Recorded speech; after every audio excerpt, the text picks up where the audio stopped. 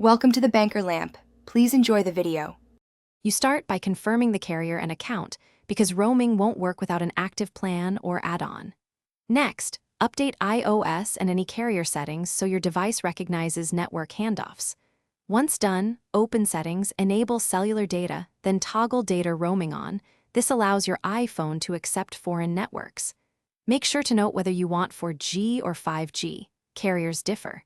If you have a dual SIM iPhone, select the line used for data now so the phone registers properly. After enabling roaming, restart the iPhone to force a new network registration. This resolves many handshaking issues.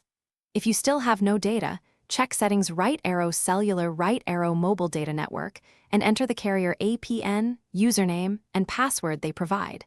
This is often required for non-native carriers or eSIMs. Once done, toggle airplane mode for 10 to 15 seconds to force reattach, and then confirm the preferred network type is set to LTE or 5G, so data sessions will connect. Finish by testing a simple data transfer. Open a web page or map app to confirm connectivity and speed. If it fails, reset network settings to clear corrupt profiles, then re-enter APN and Wi-Fi credentials, because this often fixes stubborn conflicts.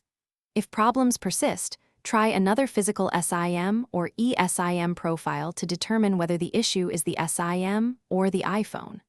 Finally, contact your carrier with your IMEI and account details. They can push carrier settings or reprovision roaming on their side. Thanks for watching. If this was helpful, leave a like and consider subscribing. See you next time.